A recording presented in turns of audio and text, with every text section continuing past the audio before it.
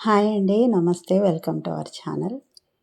అంచు శారీస్ లేదా పట్టు శారీస్ తోటి లాంగ్ ఫ్రాక్ స్టిచ్ చేసుకునే వాళ్ళు ఈ వీడియో చూసి చాలా తేలిగ్గా అయితే ఫ్రాక్ని స్టిచ్ చేసుకోవచ్చు. ఇందులో నెక్ స్టిచ్చింగ్ అనేది చాలా తేలిగ్గా ఎలా స్టిచ్ చేయాలో ఈ వీడియోలో అయితే క్లియర్గా చూపిస్తాను. మాకు కస్టమైజ్ కోసం వచ్చిన ఈ శారీని ఎలా స్టిచ్ చేశానో, నెక్ని గమ్ తోటి ఎలాగ అటాచ్ చేసి స్టిచ్ చేయాలి అనేది కూడా నేను ఈ వీడియోలో అయితే చూపిస్తాను. కొత్తగా నేర్చుకునే వాళ్ళు బిగినర్స్ ఈ వీడియో చూసి తేలిగ్గా అయితే స్టిచ్ చేసుకోవచ్చు. ఈ శారీలో కట్టు చెంగు ఎల్లో కలర్ వచ్చింది, బ్లౌజ్ పార్ట్ కోసం గ్రీన్ కలర్ వచ్చింది, అలాగే పైటంచు ఇంకా పైన ఉన్న బార్డర్ని కూడా తీసేసాము. మిగిలిన శారీ మొత్తాన్ని ప్లీట్స్ కింద యూజ్ చేసామన్నమాట, గేర్ ఎక్కువ రావడం కోసం. లోపట దానికి లైనింగ్ కోసం 3 మీటర్స్ క్రేప్ క్లాత్ తీసుకొని క్రాస్ వేలో కట్ చేసాము, నడుము దగ్గర కుర్చీలు రాకుండా ఉండడానికి అనమాట. దీన్ని 8 ఫోల్డ్స్ వేసాను. 4 ఫోల్డ్స్ వేస్తే వీడియోలో క్లియర్గా కనిపించడం లేదు అని ఇలా 8 ఫోల్డ్స్ వేసుకున్న దానికి ఇలా క్రాస్లో ఉంది కనుక నడుము లూజ్ ఎంత కావాలో దానిలో 8వ భాగాన్ని అలా మార్క్ చేసాము.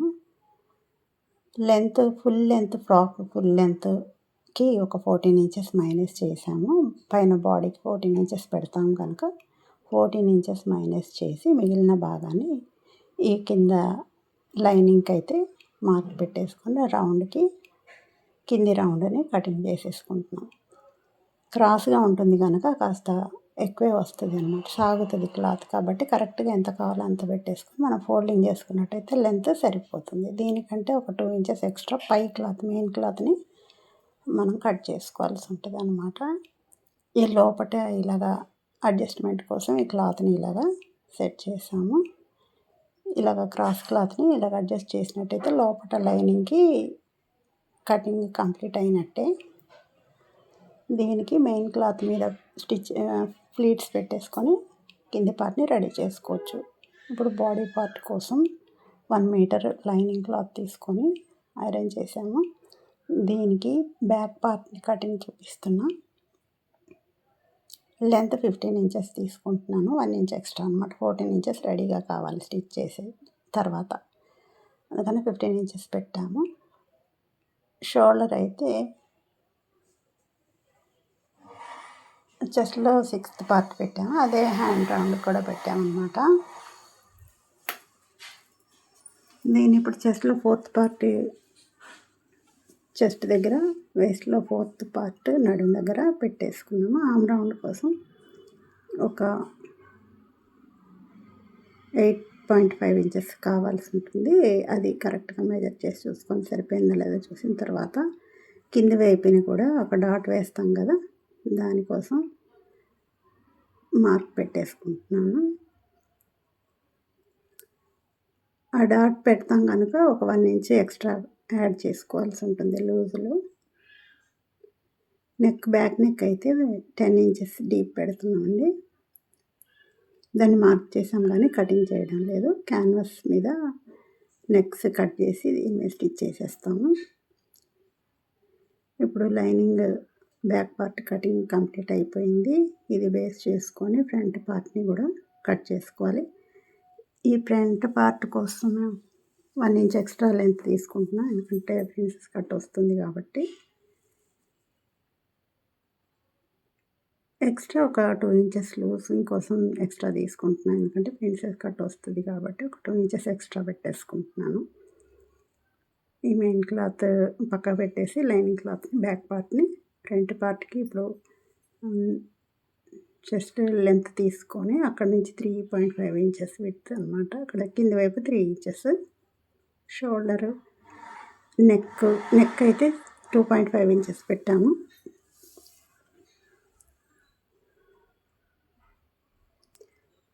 ఆమ్ రౌండ్ ఎంత తీసుకున్నాం కానీ లోపటి వైపులో షేప్ కాస్త తీస్తాం కాబట్టి ఒక 1/2 ఇంచ్ లోపటి వైపు నుంచి ఆమ్ రౌండ్ కటింగ్ చేసేసుకుంటున్నాము. ఇక్కడ ప్రిన్సెస్ కట్ ఎక్కడి నుంచి మార్క్ చేయాలో అక్కడ నుంచి ఇలాగా కర్వ్ స్కేల్ తోటి మార్క్ పెట్టేసుకోవాలి. ఇలా ప్రిన్సెస్ కట్ అయితే చేసేసుకోవాలి. ఇలా చిన్న షేప్ ఇచ్చేసినట్టయితే ప్రిన్సెస్ కట్ లైన్స్ కంప్లీట్ అయిపోతాయి.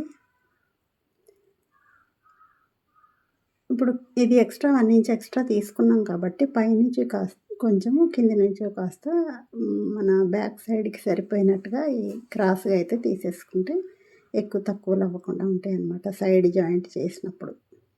సైడ్ కంటే మనం 1 ఇంచ్ ఎక్స్ట్రా తీసుకున్నాం కదా! బ్యాక్ క్లాత్ కంటే అడ్జస్ట్‌మెంట్ ఇక్కడ చేసేయాలి. కింది వైపుని పై వైపు నుంచి చెయ్యి దగ్గర నుంచి కూడా లో షేప్ ఎలాగో తీస్తాం కాబట్టి అది అడ్జస్ట్ అయిపోతుంది. అలా కటింగ్ చేసేసుకున్నట్టయితే ఇప్పుడు ఎక్స్ట్రా లెంత్ మనం అంటే లూజ్ కోసం ఎక్స్ట్రా తీసుకున్నాం కదా! అది కూడా ఇక్కడ ఒకసారి కొలతలు తీసుకొని మనం ప్రిన్సెస్ కట్ కుట్టిన తర్వాత ఎంత ఎక్స్ట్రా ఉంటుందనేది చూసుకొని ఇక్కడ మార్క్ చేసేసుకోవడమే.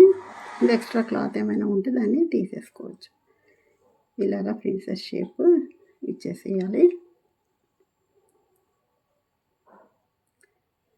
ఈ హ్యాండ్ అయితే నేను పఫ్ హ్యాండ్ వేస్తున్నానండి. దీనికి బార్డర్ వచ్చింది కదా! ఆ బార్డర్ని కింది వైపున ఇచ్చేసి పై వైపు చిన్న పఫ్ ఎక్కువ ఎత్తుగా లేకుండా చిన్న సైజు బుట్ట చేయనమాట. దీనికోసం బార్డర్ని తీసేసుకున్నాము ఫస్ట్. తర్వాత ఇప్పుడు హ్యాండ్ లెంత్ ఎంత అయితే చెప్పారో లెంత్ మన హ్యాండ్ని బట్టి తీసుకోవడమే. దానికోసం ఒక 2 ఇంచెస్ ఎక్స్ట్రా పెట్టాను అంతే. తర్వాత కింది వైపు ఆమ్ రౌండ్ అయితే ఒక 4 ఇంచెస్ ఇచ్చేసాను అనమాట డౌన్. ఆ తర్వాత 4 ఇంచెస్ అనేది నేను డబల్ మీదే ఇచ్చేసుకున్నాను. అంటే 2 ఇంచెస్ ఇచ్చామన్నమాట ఒక సైడ్కి. ఇలాగ మనకి ఎంత లూజింగ్ అనేది కుచ్చుల కోసం ఎంత కావాలనేది ఇష్టాన్ని బట్టి పెట్టుకోవచ్చు. లూజ్ ఎంత కావాలి అన్నదాన్ని బట్టి ఇలాగా మార్క్ చేసేసుకుంటే ఆమ్ రౌండ్ కంప్లీట్ అయిపోద్ది. ఇప్పుడు హ్యాండ్ లూజ్ని బట్టి పై వైపు కూడా మనం ఎంత బుట్ట కోసం ఎంత వాడతాం అనేది అక్కడ కూడా మార్క్ చేసేసాను. దీనికి లో షేప్ కూడా ఇక్కడ లైనింగ్గా ఇచ్చేసినట్టయితే స్టిచ్చింగ్ చేసేటప్పుడు ఈజీగా చేసేసుకోవచ్చు. సెంటర్లో ఒక మార్క్ పెట్టేసుకొని ఇలాగ లో షేప్ కూడా కట్ చేసేసాను. ఇప్పుడు పైన శారీలో ఇచ్చిన ఈ క్లాత్ అనమాట ఇది. బార్డర్ ఇలా వచ్చింది. బార్డర్ని హ్యాండ్కి కింది వైపు బార్డర్ రావడం కోసమే తీసాము. ఇప్పుడు మనం కట్ చేసిన పీసెస్ అన్నీ కూడా ఒకసారి దీని మీద అడ్జస్ట్ చేసి చూసుకొని అక్కడ అతుకులు అవి రాకుండా ఒకసారి సెట్ చేసి చూసుకున్న తర్వాత అన్నీ ఒకసారి కటింగ్ చేసేసుకున్నట్టయితే కటింగ్ కంప్లీట్ అయిపోద్ది. ఇది బ్యాక్ పార్ట్ కటింగ్ అయిపోయింది. ఫ్రంట్ పార్ట్ కటింగ్ హ్యాండ్కి ఇది బుట్ట చేతి కోసం తీసిన హ్యాండ్ లైనింగ్. దీనికి ఇంకా థ్రెడ్స్ కూడా కావాలి. థ్రెడ్స్ కూడా ఇందులోనే అడ్జస్ట్ చేసేస్తాను.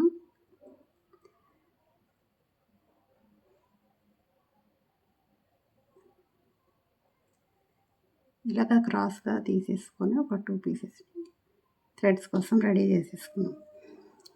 దీనికి లైనింగ్ అండ్ మెయిన్ క్లాత్కి ఫ్యాబ్రిక్ గ్లూ తోటి అడ్జస్ట్ చేసేసుకోవడానికి ఎలాగనేది చూపిస్తాను. ఇలాగా ఫ్యాబ్రిక్ గ్లూ తోటి అడ్జస్ట్లోని నెక్కి మనకి మార్క్స్ పెట్టేసుకునే చోట ఎక్కడైతే స్టిచ్ పడుతుందో అక్కడంతా మన గ్లూని ఇలాగా లైట్గా అప్లై చేసేసి దాన్ని మెయిన్ క్లాత్ మీద బ్యాక్ సైడ్లో వేసేస్తే, అంటే రాంగ్ సైడ్లో, రైట్ సైడ్ కింది వైపు ఉంది, రాంగ్ సైడ్ మీద ఇది రాంగ్ సైడ్ వేసి ఇలాగా ఐరన్ చేసేయడం. లేదంటే ఏదైనా బరువైనా పెట్టేసుకుంటే స్టిక్ అయిపోతాయి రెండు. ఇది ఒక సైడ్ నుంచి ఫ్రంట్ పార్ట్ కూడా అలాగే అడ్జస్ట్ చేసేసుకోవాలి. అండ్ ఇప్పుడు నెక్ అయితే క్యాన్వాస్ ఎలా కట్ చేస్తున్నానో చూపిస్తున్నాను. దీనికి బ్యాక్ నెక్ 10 ఇంచెస్ లెంత్ తీసుకున్నాను.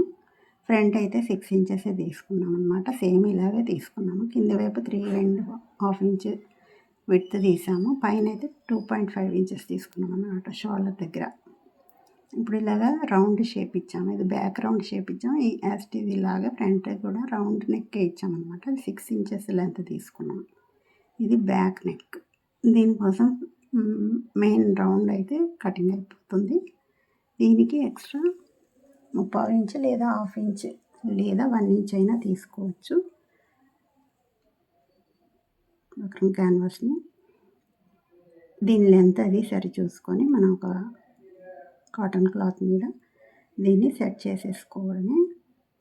ఇది ఐరన్ అయినా చేసుకోవచ్చు, లేదంటే ఒక స్టిచ్ వేసేసుకొని అయినా సెట్ చేసేసుకుంటే ఇది మెయిన్ క్లాత్ మీద ఎలా సెట్ చేసి స్టిచ్ చేయాలనేది నేను వీడియోలో చూపిస్తాను. ఇక్కడ బ్యాక్ పార్ట్ సెంటర్లో ఒక లైన్ డ్రా చేసుకొని, ఈ క్యాన్వాస్కి కూడా సెంటర్లో ఒక లైన్ డ్రా చేసుకొని రెండింటిని ఒకదాని మీద ఒకటి పెట్టామన్నమాట. ఇప్పుడు ఇలాగా